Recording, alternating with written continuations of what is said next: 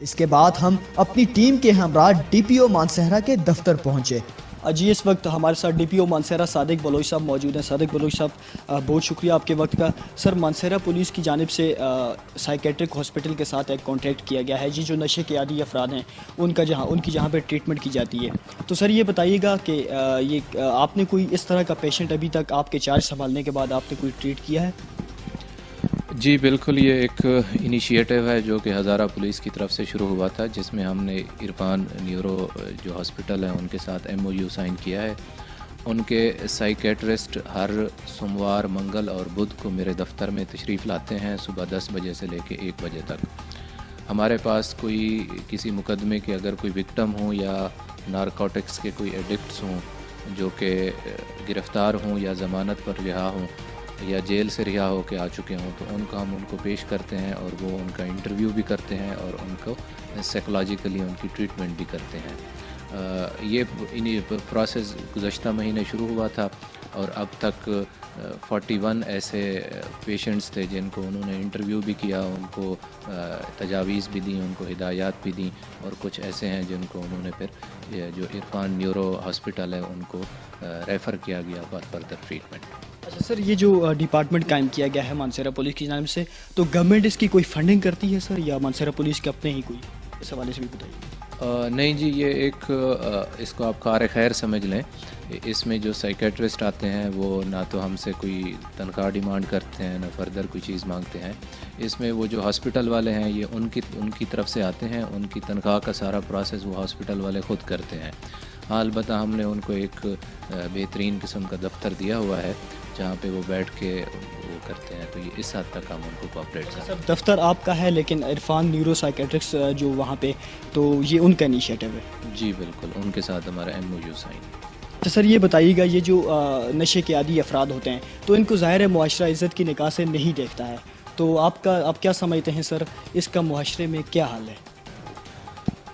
جی بالکل، نشے کے جتنے بھی عادی افراد ہیں اس میں ان کے والدین کو اور معاشرے کے دیگر افراد کو یہ چیز انڈرسٹینڈ کرنی چاہیے کہ وہ بیسیکلی مریض ہیں اور ان کو یہ بیماری لگ چکی ہے۔ اب ان کا علاج وہ اکیلے نہیں کر سکتے، ہم سب نے مل کر کرنا ہے۔ اس میں معاشرہ بھی اپنا کردار ادا کرے، اساتذہ کرام بھی کردار ادا کریں، میڈیا کے لوگ کردار ادا کریں، تو ہم سب نے مل کے ان کی اس بیماری کا علاج کرنا ہے۔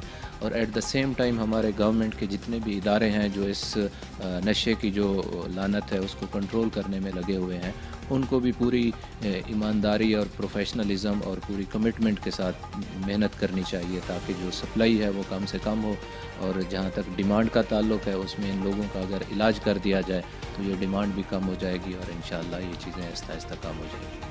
جی بالکل، DPO مانسہرہ صادق بلوچ صاحب کی بھی آپ نے گفتگو سنی ہے۔ ان کا یہی کہنا ہے کہ اس معاشرے کو ہم سب نے مل کر ایک اچھا معاشرہ بنانا ہے۔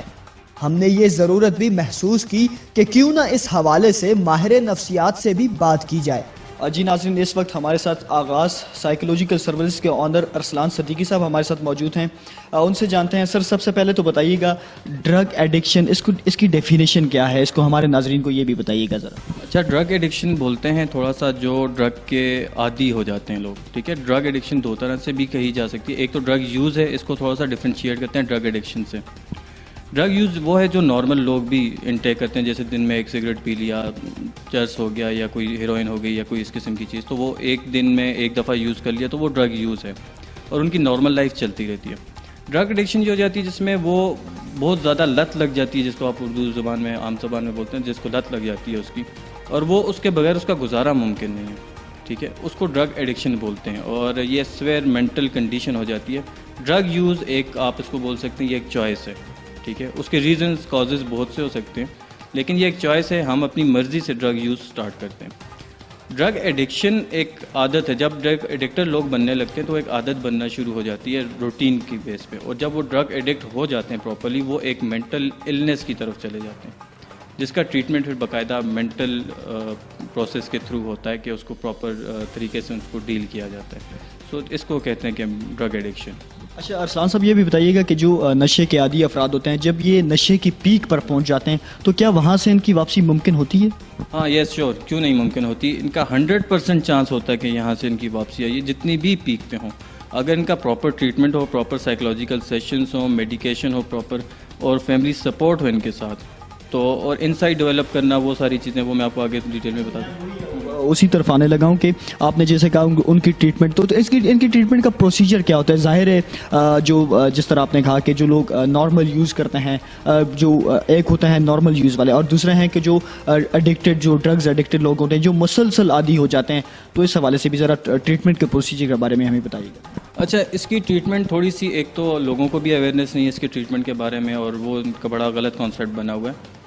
ڈرگ ایڈکشن دیکھیں، جب بھی ایک بندہ پراپرلی ڈرگ ایڈکٹ ہو چکا ہے تو ظاہر ہے آپ ایک چیز انٹیک کریں. لیٹ سے ہم سمپل اگزامپل لے لیتے ہیں جس کو ہم لوکل زبان میں چرس بولتے ہیں. جب آپ اس کو لے رہے ہوتے ہیں تو آپ کے خون میں شامل ہو رہی ہوتی ہے، اور وہی خون آپ کے مائنڈ کو جا رہا ہوتا ہے، وہیں سے آپ کی کڈنیز میں، آپ کے پورے جسم میں. اب اس سے نا بہت سی چیزیں ڈسٹرب ہو جاتی ہیں. ایک جو انسان جو ڈرگ ایڈکٹ ہوتا ہے اس کی سائیکلوجیکل ہیلتھ، مطلب ذہنی طور پہ وہ خراب ہونا سٹارٹ ہو جاتا ہے، جس کو بولتے ہیں فزیکل سمٹمز آپ کو نظر آتا ہے. فزیکلی وہ بڑا کمزور اور اس قسم کی چیزیں نظر آ رہی ہوتی ہیں. اسپریچولی تو وہ ختم ہو جاتا ہے.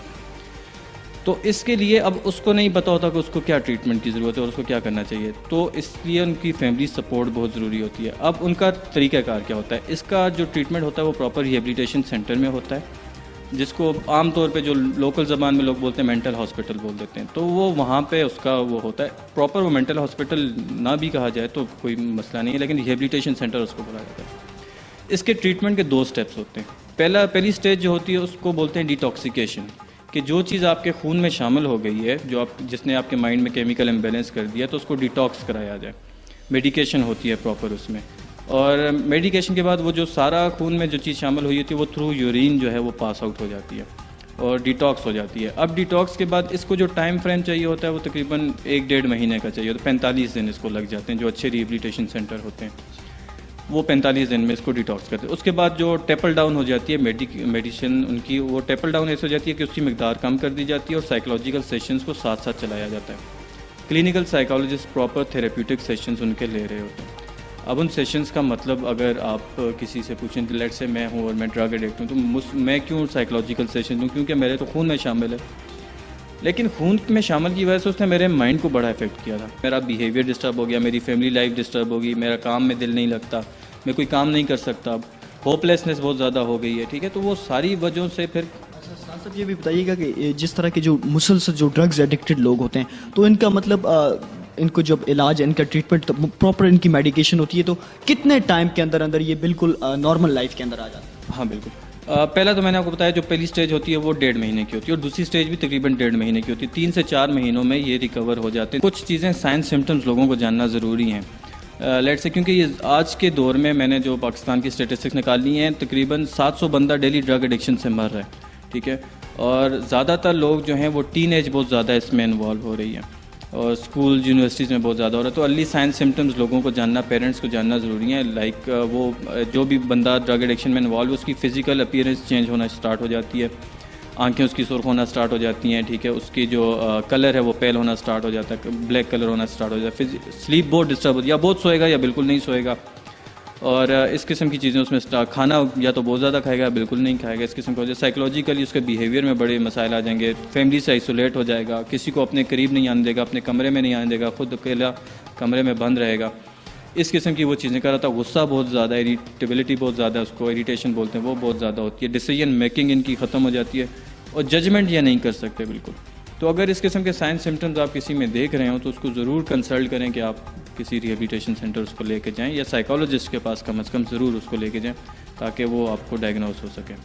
جی بہت شکریہ ارسلان صدیقی صاحب. جی ناظرین، ہمارے ساتھ ارسلان صدیقی صاحب موجود تھے جنہوں نے تفصیلاً جو ڈرگز ایڈکٹڈ لوگ ہوتے ہیں ان کی میڈیکیشن کی پروسیجر کے حوالے سے تفصیلاً آپ کو بتایا، اور اس کے علاوہ یہ بھی بتایا کہ جو ڈرگز ایڈکٹڈ لوگ ہوتے ہیں تو وہ کتنے عرصے کے اندر ظاہر انہوں نے عرصہ بھی بتایا کہ تقریباً 1.5 ماہ اور بہت سے زیادہ 3 سے 4 ماہ کے اندر وہ نارمل لائف کے اندر آ جاتے ہیں.